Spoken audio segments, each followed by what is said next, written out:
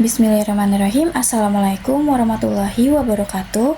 Perkenalkan, nama saya Marliana Priandini dengan NIM 112210313 dari kelas MA 22C03 mata kuliah Komunikasi dan Negosiasi Bisnis.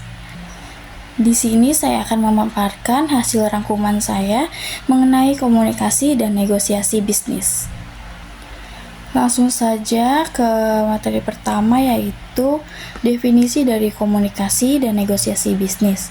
Komunikasi bisnis adalah proses penyampaian informasi antara dua pihak atau lebih dalam lingkungan kerja untuk mencapai tujuan tertentu seperti menyampaikan ide, memberi instruksi, atau membuat keputusan.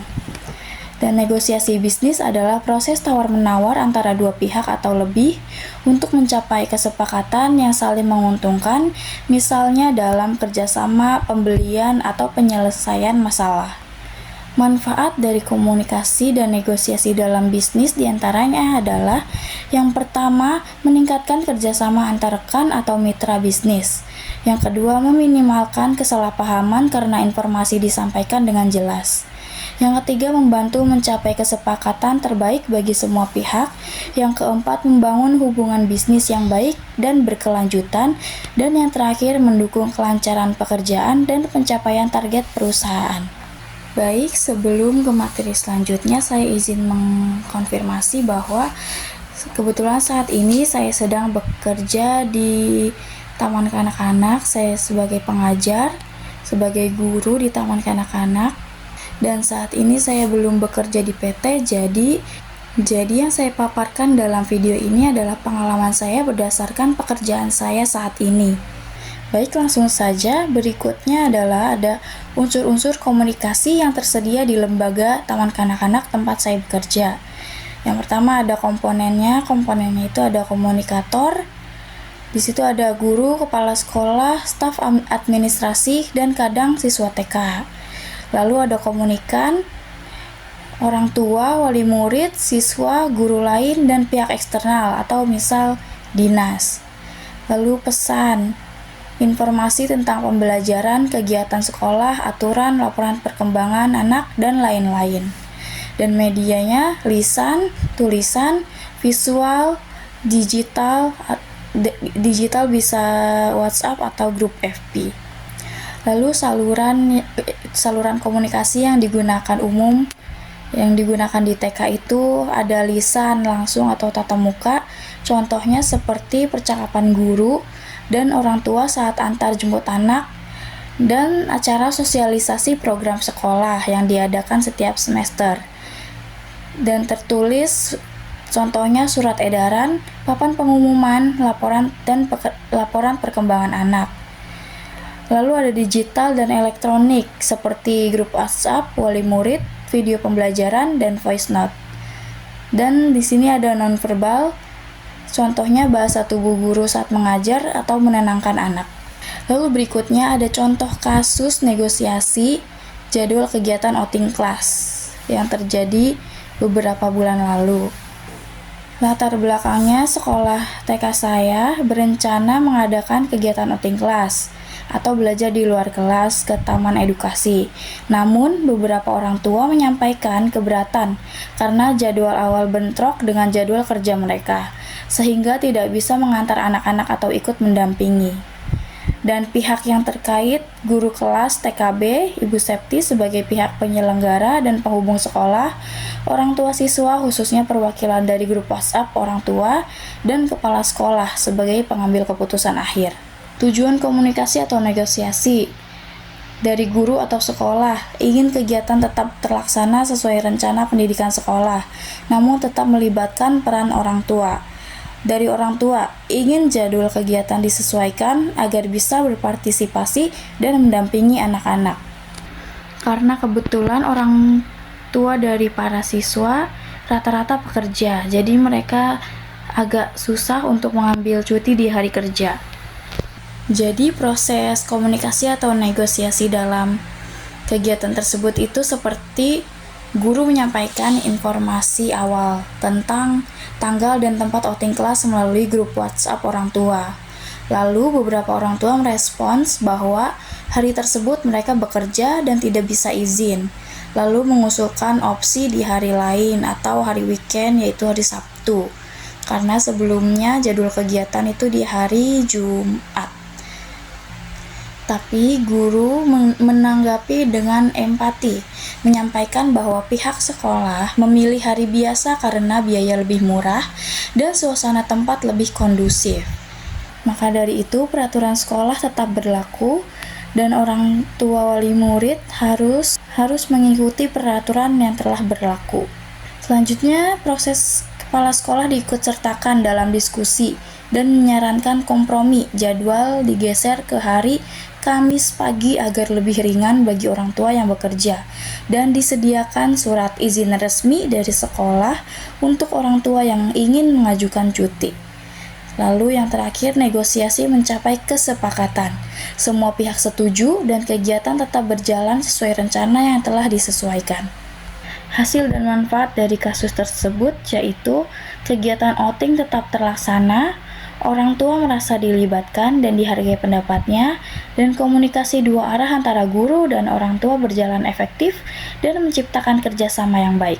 Selanjutnya adalah gaya, strategi, dan saluran komunikasi yang digunakan.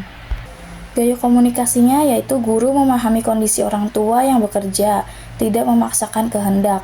Guru dan kepala sekolah tetap menyampaikan alasan kuat mengapa kegiatan diadakan di hari biasa. Guru dan sekolah membuka ruang dan menerima masukan dari orang tua. Lalu strategi komunikasinya yaitu ada strategi two-way communication atau komunikasi dua arah, yaitu guru tidak hanya menyampaikan informasi, tapi juga mendengarkan tanggapan dan keberatan dari orang tua. Lalu ada negosiasi win-win, semua pihak mencari solusi terbaik tanpa saling dirugikan. Lalu yang ketiga, pendekatan personal dan solutif, artinya menawarkan surat izin resmi sebagai bentuk dukungan sekolah. Dan ada beberapa saluran komunikasi, diantaranya grup WhatsApp orang tua sebagai sarana utama komunikasi awal dan diskusi. Lalu tatap muka informal, beberapa orang tua menyampaikan keluhan serta secara langsung saat mengantar anak. Lalu ada rapat internal guru dan kepala sekolah untuk menentukan solusi yang dapat ditetapkan.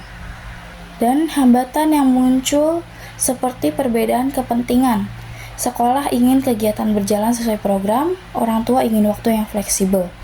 Lalu waktu kerja orang tua, banyak yang tidak bisa cuti mendadak di hari kerja. Keterbatasan waktu berdiskusi langsung.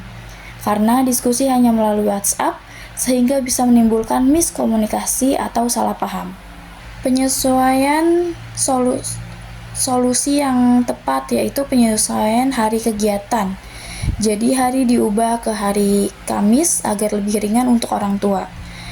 Lalu surat izin resmi dari sekolah untuk membantu orang tua mengajukan cuti ke tempat kerja.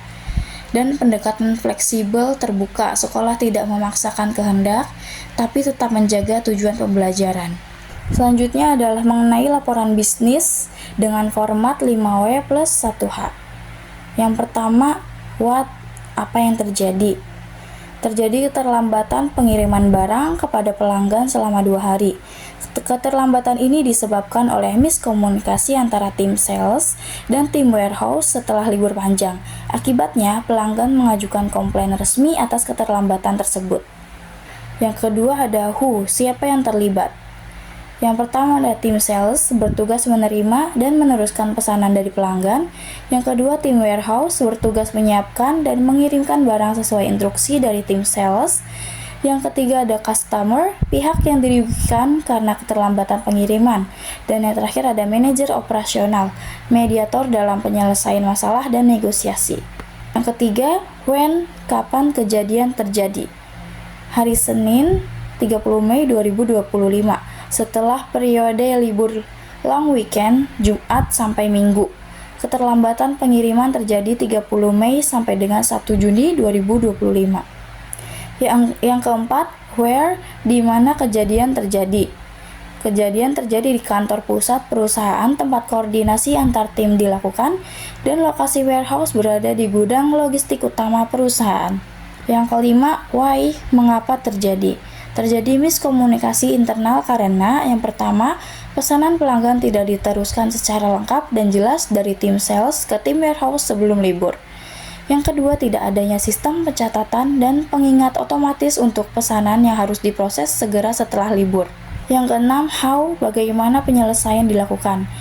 Proses komunikasinya, setelah mendapat komplain, tim sales segera menghubungi tim warehouse untuk klarifikasi. Tim warehouse menyampaikan bahwa mereka tidak menerima instruksi yang lengkap untuk pesanan tersebut. Lalu ada hambatan komunikasinya, yaitu tidak ada sistem follow-up otomatis seperti reminder, digital atau dashboard pesanan yang memastikan pesanan-pesanan mendesak ditindaklanjuti setelah libur. Dan komunikasi hanya dilakukan melalui chat informal yang terlewat karena overload pesan.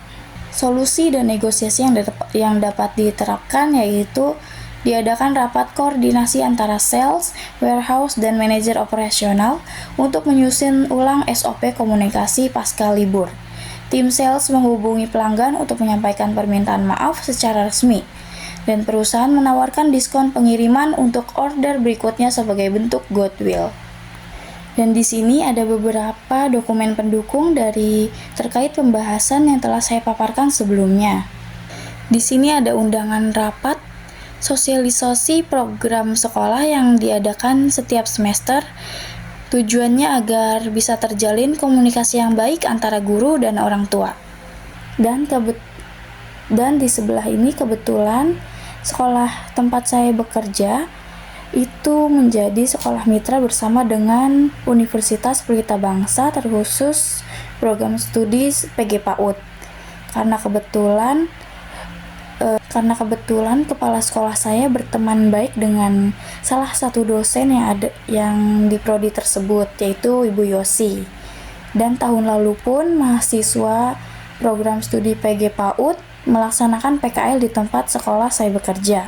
Dan atas kesediaan sekolah untuk membersamai para mahasiswa PKL tersebut, sekolah diberi reward oleh Universitas Pelita Bangsa, yaitu mengadakan pelatihan peningkatan kompetensi guru PAUD di aula tempat sekolah saya bekerja.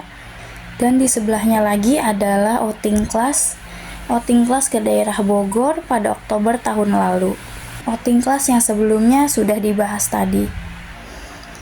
Baik, cukup sekian presentasi dari saya, kurang lebihnya mohon dimaafkan. Wassalamualaikum warahmatullahi wabarakatuh. Terima kasih.